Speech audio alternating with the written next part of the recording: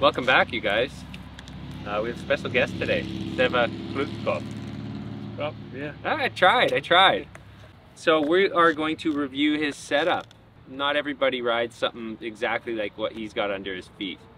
So I thought it'd be interesting to you guys. Why don't we see what you have here? All right, here. One just start with the board. Yeah, what size do you ride? So I skate 8.125. I don't even know what you would consider this concave. I would say like a medium. That looks like a medium concave to me, yeah. Yeah, it's not too steep, not too mellow. The nose and tail look like about a medium kick as well. Like a pretty standard BBS mold. Yeah. Which is where you get it, right? Exactly. And then I do customize my boards a little more in the sense that I adjusted the nose and tail length quite a bit compared to what's usually on the market. Yeah. So especially for an 8.125. Yeah. So from my perspective, I believe that a lot of boards get made kind of too short. Again, that's just my opinion, but I just feel like when I started making my nose and tail longer, I noticed that the pop response was a bit quicker, and it feels like when I ollie or flick, it's like I can really carry my board with me, versus when the nose is a bit short, it feels like I flick, for example, my board kind of still stays a bit behind. Yeah, you've got that extra space, yeah, there's more on the nose to actually flick off of. Yeah, and then I adjusted my wheelbase just a tad bit, so nowadays I think the standard is 14.25, but I think a while ago the standard was considered 14. For the longest time I would skate 14 and then decided to lengthen my wheelbase a little bit as well. Oh, lengthen or shorten? Lengthen a little bit. Oh, sorry, from 14. So it's a 14.125. Oh, we got some sirens in the background here. Here, why don't we see that? I'd love to actually put a tape measure to it and see what we're really reading on all of this. Okay, so the length, you guys, is like just a hair over 32 1/4. So that's a pretty long board. Most of the time when a board's 32 1/4, it's an 8.5. And if we want to get a nose measurement here, it's 7 1/4, which would be fairly consistent with an 8.5. And then 7 and just over 7 3/4. No, that's the wrong. Over 6 3/4. So pretty long. Like on your standard 8.25, you're gonna have usually a 6 7/8 nose with like a 6 5/8 tail. So in both cases, it's longer than what most people ride. And if we double check the wheelbase, it's bang on at 14.125. So again, right in between the old common 14 and the new common 14.25. So yeah, exactly. Because with this length, nose and tail, I tried a 14.25 and the wheelbase just felt a tad bit too long. It's like my board was responding really well, but it almost felt like I didn't have a certain connectivity. And then when I shortened the wheelbase again back to 14, you know, you kind of feel like that power to really carry your board with you. But I felt like my feet felt a little too close at times. Okay. So that's why I was like, yeah, you know, let's try the 14.125, and I feel like that's a sweet spot for me. Yeah, it might actually be a sweet spot for me too. I'm on 14 right now and it can feel a little small.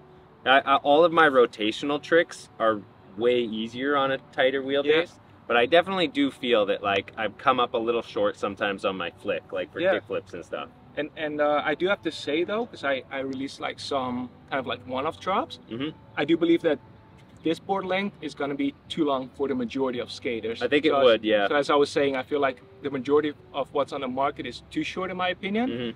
This will be too long, so when I did those one-off drops, I still had a bit of a longer nose and tail compared to what's on the market, but still a bit shorter than this. I think that's good because then people are getting the experience of something a little bit longer than average, but not so like, not to the point that it's going to be unpleasant for them to skate it. And then I kept the wheelbase on those 14 inch as well, except the 8.5, and actually made that one 14.125.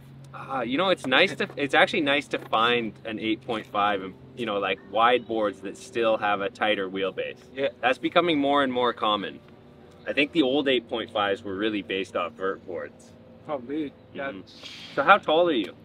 6'1", so I think that's 1.86 meters. 6'1", so same height as me. And do you mind telling us your shoe size? 10.5. 10.5. Same shoe size as me. It's actually 10.5 is a surprisingly common shoe size. It gets sold out so often. It's one of the first to sell out. So yeah, that's interesting. In your video you did about 8 years ago, 7 years ago, you were riding a 7.9 still. Yeah. When did you start sizing your board up? For the longest time I was skating a 7.75, and then I sized it up, I think like around 2015 I went to a 7.9, then maybe a year later to an 8, and then eventually I got to an 8.1, and I'm kind of like... Have you ever gone bigger than 8.125? Whenever I stand on the 8.25, it feels really comfortable, but then I get, I'm not sure if I feel like it works well with my trucks, because right now you can tell that the trucks are like already in a bit. Yeah, I personally like that. They're 1/16 in on each side, yeah. So I personally like that because that's just how I grew up skating. So for certain scoops and pops, that's just feels I kind of like comfortable it to me. too. I kind of like it too, yeah. Whenever I have trucks that completely line up, it like, on one hand it feels comfortable for certain things. On the other hand, it feels like I don't get that proper bend when I'm trying to trade. Yeah, it doesn't fold over as quickly. Yeah. No, I know exactly what you mean. It changes, it slows down the point where it flicks. It's like, it takes a little longer before it starts to flip, and then it might flip over kind of quick, but it's just different. Yeah. Yeah. No, like I kind of don't get that, like you said, that fold. You know? So on that note, what trucks do you have here? So Venture Low, 5.25. So when I was skating the 7.75, I would skate the Venture Low 5.0. Yeah. And then once I switched to 7.9, that's when I also started skating the 5.25. So the 5.0 is a 7.625 truck. So yeah, 7.6 on a 7.75 gives you again that 1/16 tucked in. So it's exactly the same. I remember when I stepped up to skating a 7.75, and yeah, I would have been riding 7.6 trucks, and I remember thinking like, wow, this is good. Why haven't I been riding that size the whole time? Yeah. But don't you feel like every time you kind of size up, it kind of feels that way? Yes, to a point. Because 8.25 and up starts to feel a little sluggish. 8.25 is like the comfortable maximum for my flip tricks. Yeah. See that? Yeah. But these trucks are not your standard, not your standard Venture Lows. So you want to tell us what ones those are? Yeah. What time do you need to be at the airport? No, dude. I mean, if you want to give the whole story or the short version, you can do either. So as we said, like back in the day, I would skate the 5.0. Yeah. And I think at the time, Venture didn't make 5.25s yet, or was very rare to find. You just didn't see them much because it wasn't common. Then I think after, maybe like 2012, when they also, I think they still make them in the same factory, but they like went from street corner distribution to deluxe. Yep. That's when the logo changed too. So this been the logo since like 2011, 2012. Okay. Back then, I don't know if you remember, it was like this really small V. I remember it, but not vividly. Basically what happened is that, you know, when they switched the distributions, I think they also changed molds. They did. I've spoken to someone at Deluxe, and they said they made some improvements they thought were necessary. So what, we're talking around 2005-ish, you're saying? No, 2011, 2012. Oh, like okay. Late 2011, I think. So what we're saying, Deluxe takes over, makes a few, you know, revisions to the truck. Yeah, I don't know if they, that's what I'm still wondering, if they intentionally made revisions at the time, but the truck became a tad bit different. They did. It's definitely known, so you're correct. Yeah, so still great trucks. It's just something about the feel of the... Well, it's different. Rowley still skates Stage 7 Indies.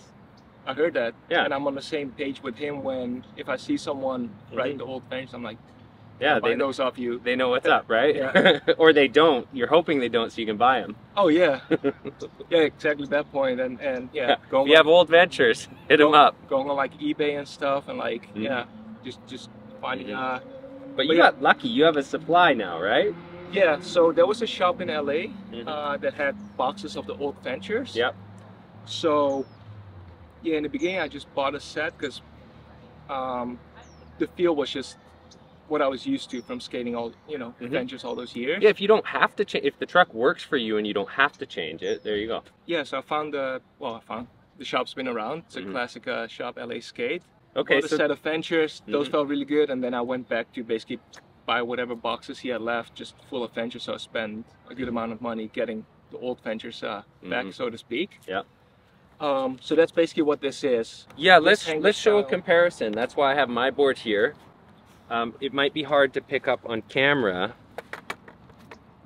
but so the pivot right here is like This one's a little thicker. This one, the stem is like a little slimmer. Yeah, there was definitely some changes. I don't know exactly what it is. It's not like Indy where they kind of like to talk about how they changed the trucks. They just changed them, and you know, I like them. I have no problems with them, but it's still a really solid truck. It's just like I said, when I was skating the, let's say the pre-2011 trucks, a lot of tricks for me personally just felt more consistent, and my manuals just felt a little better. So that's why once I was able to find them at a store, it was just like the post-2011 trucks work really well. Yep. But the pre-2011 trucks work even better. That's basically how I see it. Yeah, and I'm dialed in on those, and I couldn't perceive the difference too much, but that's because I didn't try them long. Yeah. And your trucks, I would say I rode it around a little, and it's like a medium to medium loose. They're not actually too tight. You know, some people always think like a kind of tech guy that rides Ventures rides them really tight, but no, you actually have them medium to medium loose. Yeah, and I think also that kind of by default that kind of happened as I switched my board size, because I stood on one of my old 775 boards a little while ago. It's like, man, how could I ride my trucks so tight back then? But I think because they're slimmer, by default, they feel tighter, or they are tighter. Yeah, and you get more leverage with a wider board and a wider truck. It just pushes easier. Yeah, so right now it's almost like I said, by default, they kind of like become a little more loose. So it also gives just a little more room for error, where when I was skating the 775, because the trucks feel so much tighter, it's like you either have to land completely perfect or you just kind of fall off. Yeah, that's how it felt yeah, you can like only ride in a straight line. Yeah, and these ones, sometimes you can curve out a bit more, and it like sometimes adds a little more flair to it and stuff. Yeah. Those have a good amount of turn and lean. Like you can land on those not centered, and it doesn't turn so sharp that you just start turning. Like that's one of the nice things about Ventures, is there is that bit of lean before the turn, but then once you dig a little harder, there is a turn. Yeah. So what wheels do you have on there? Right now I'm skating the Spitfire Formula 4 Classic. Started skating these a few years ago. It's hard to go back once you get used to them. I was just gonna say that. I don't know why I held off for so long. I mean, I still switch between wheels sometimes. There's a company out of France called Hayes Wheels. I used to ride from back in the day. Okay. I really love their wheels as well. Still have a few sets at home. I haven't heard of them yet, but yeah. And then, other times I skate these Formula 4s. It's hard, because as soon as you're used to Formula 4s, everything else feels like just different, off. Yeah, what I noticed about the Formula 4s, because the first time I set them up I was on a trip in Italy, and there's like this asphalt in front of the hotel that was like semi-rough, and I set them up and it was like a smooth cruise. Yeah, something about the rebound just absorbs a bit more of that. Yeah. Even though those are probably 99s, I'm guessing, right? Yeah, 99A. Yeah. Even though they're 99, they still have like a decent rebound, especially when you compare it to the older or more classic urethanes. Those things just feel more plasticky. Yeah, that too. And what I noticed with that is that sometimes you have certain wheels that might feel really good in the streets, and they skate like a skate park, let's say a wooden skate park, and it feels like too soft, or your trucks even start feeling super loose. But with these, I feel like it just feels good in any terrain. Have you ever experimented with different wheel shapes? A little bit, but not too much. I used to ride for Ricta, and sometimes I had the wheels that would say round, and the other ones would say... They were more square, right? Yeah. I tried, I felt like some periods I would just skate the square, some periods I would skate the round, and I couldn't really figure out which one I necessarily liked more. So they were close enough that you didn't develop a preference? I think I would say that I was just more worried about maybe other aspects of the setup. Oh, okay. So I think at the time is when I was going through trying out different boards and messing with trucks and whatnot. And okay. Yeah. As long as the wheels rolled, they were okay at that time. Yeah. What bearings do you have in there? Do you have a preference for bearings? Right now I have the independent bearings. It's called okay. Back in the day, it would be the 7s. Now it's the GPR. I would have to see out the independent, like Indy bearings. Yeah. Oh, okay. I didn't know they made bearings. Yeah. So right now it's like with the black box GPB or GP. Yeah, I have no idea. Yeah. Let us know in the comments if you know. It used to be the 7s. Yeah. And the size are 51s, right, for the wheels? Yeah. The wheels were 51 F4 Classics. Yeah, 99A. Yeah. And then I just feel like the independent bearings, they're like at a really good price point, about like 18 to 20 bucks. They spin pretty good and they actually last a while. They don't fall apart fast at all. Interesting. Ah, there you go. Yeah. Indy bearings. Hey, I also noticed that those Ventures still have the gold hardware. The gold hardware. Yeah, like the Oh, the yeah. nut, and yeah, it's got all the gold hardware, and I loved the gold hardware on Ventures. When I was at BBS, so these ones don't have the gold hardware, Yeah. but when I was there, I scooped a whole bag of gold hardware. Oh, you did? Yeah, I Yeah. just like kept grabbing handfuls from all the different nuts and washers. Oh. So now I have all gold hardware to swap out. Oh man, that's one thing I didn't pay attention. Yeah. No, it looks That's better. cool. Yeah, especially with the colored bushings, the gold hardware like really shines. Yeah, it does really have a nice pop to it, definitely. Mhm. And are you fussy about your hardware? Do you have a specific hardware? Right now I'm skating the Diamond 7/8 inch Allen key. I used to think that hardware is just hardware. Yeah. And then I tried different hardware from actually different factories to see if I would produce some with my own brand. Right. And that's when I realized that there's a lot of shitty hardware out there. The Diamond hardware is actually really good. The Yeah. 7/8, it stays tight even when it's barely poking It through does. like that. Yeah. Yeah. Yeah. And, I like the Allen key because I feel like the Phillips one just often strips. Yeah. But I feel like the Allen key for Diamond, especially on Diamond, is just solid. And it looks a bit better too, you know, because it's more just like a circle instead of like an X that could be pointing any direction. Maybe, yeah. That's me. That's my fussiness. I'm OCD about a lot of stuff, but that's like the one thing I usually don't care as much about. But maybe now that you mention it, I would pay more attention to it. Yeah, I'll just stick to the Allen key. Yeah, you could transmit madness to people. Yeah. Oh, definitely. Okay, so we've accidentally glossed over something really important here. What do you have on your board? LPA grip tape. Yes, of course you do. Yep. So yeah, that's my own brand. Buckle all the way here. So yeah. Okay, but if you've noticed how much detail he puts, thought he puts into his setup, he's not one of those guys that just gets given something, he's like, it's fine, I don't care. So you do put attention to detail into your grip too. Definitely. So the thing with grip tape was that, you know, you have a few really big players in the grip game. The challenge for me was like, you know, I feel like all the grip are good in their own right, but from my perspective, there were just too many trade-offs. Some grip might be, people find it too grippy, have to break it in too long. But then, you know, once it breaks in, it's like good for a while. Other people would prefer a different grip that might skate like good from the get-go, or like breaks in quicker, but then it would just wear off too quick. You have temperature differences, like, I mean, we're in Southern California. Adhesion in temperature, like putting it on in cold weather. Stuff like that. So, you know, we're in Southern California right now, like, it's kind of how it is all year long. It's just very consistent temperature. However, when you go to the colder states, or like, you know, other countries where it gets super cold, sometimes you have issues with grip tape peeling. Yeah. So basically, from my experience from writing for different grip brands to just trying even more grip brands, doing polls on Instagram and talking to people about what they like about certain grip, what they don't, some of the pet peeves, try to take everything in and basically try to put it in this product. To start with, the formula was really important to me. So it is a formula that I pitched to the manufacturer to see if they can make it a specific way.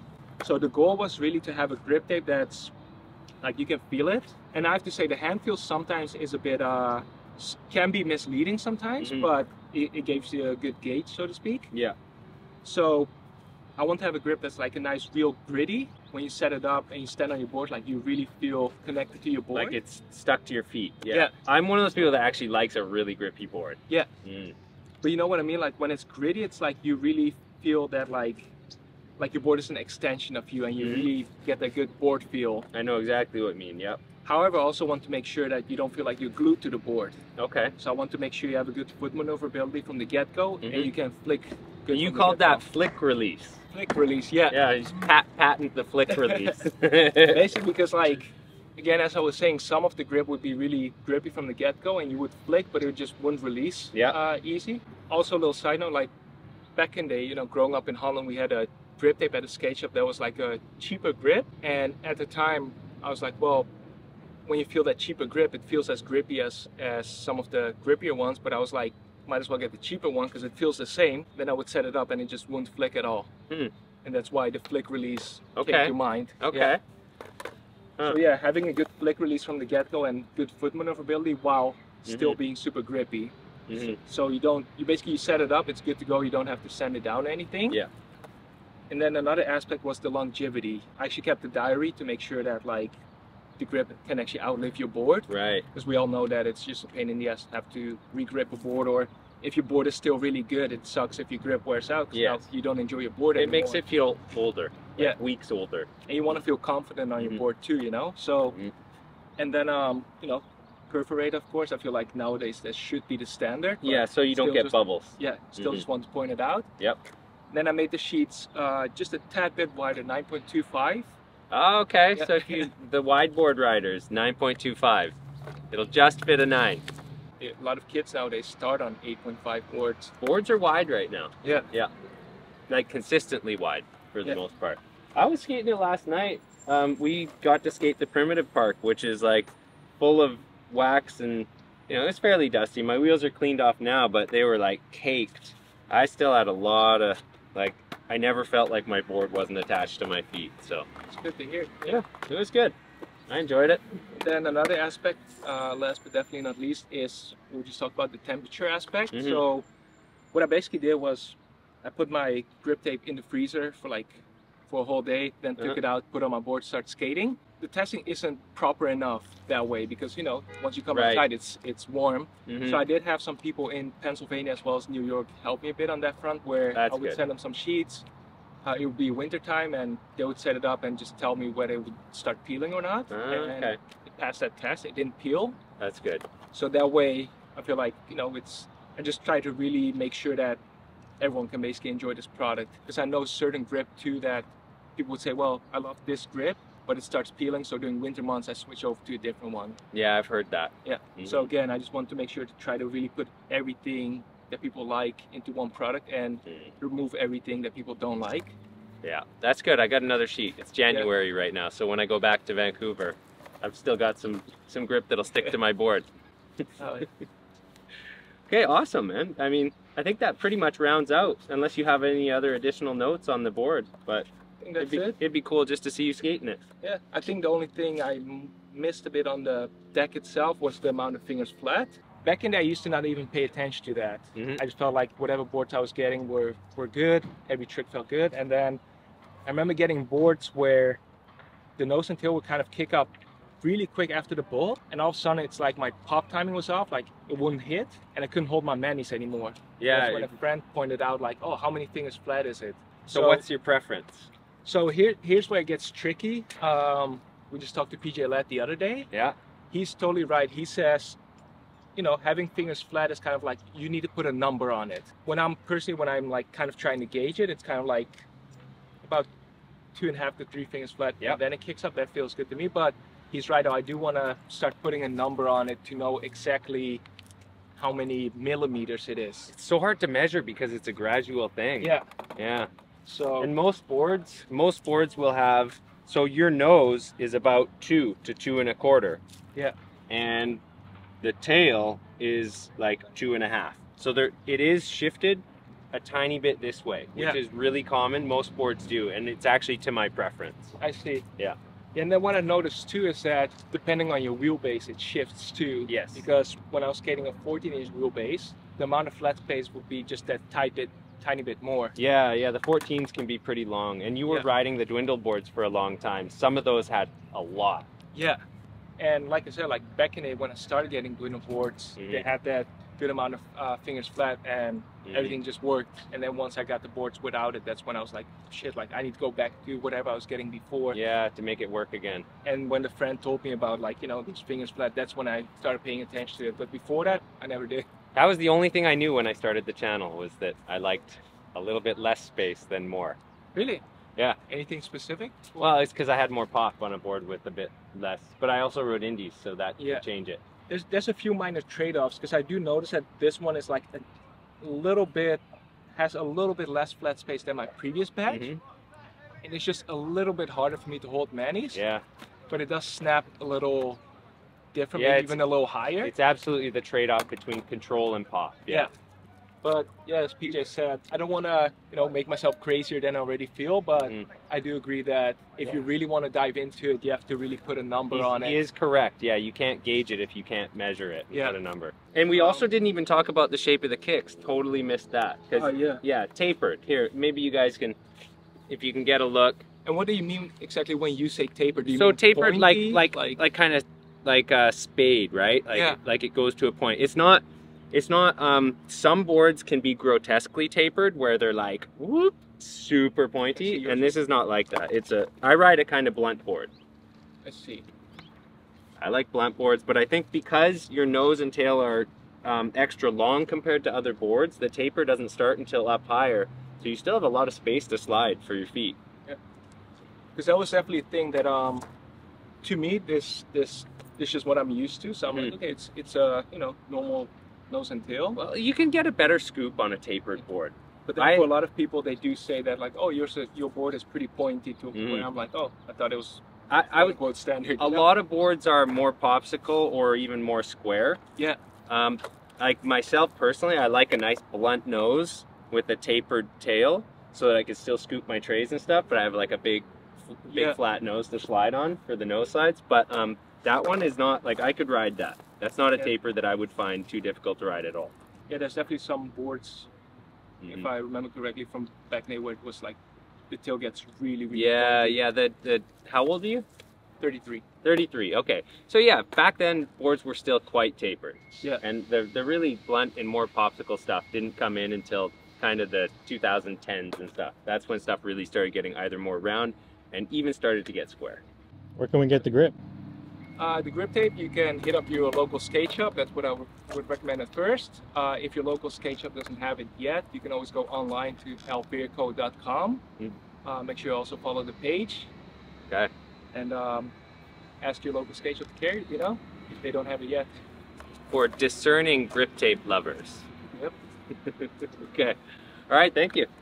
You as well. Yeah, we'll get some skating in. Sounds Okay, good. awesome. All right.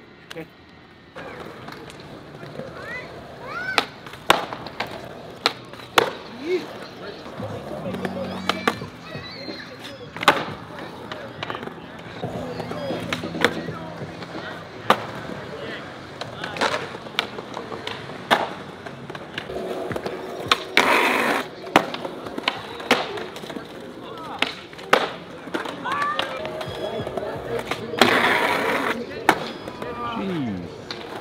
Not supposed to be that easy.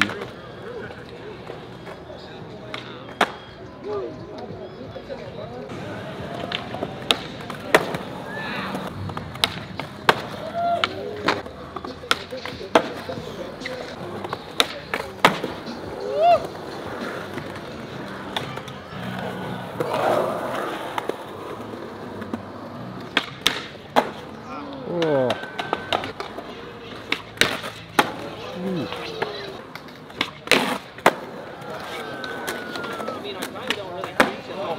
Yeah.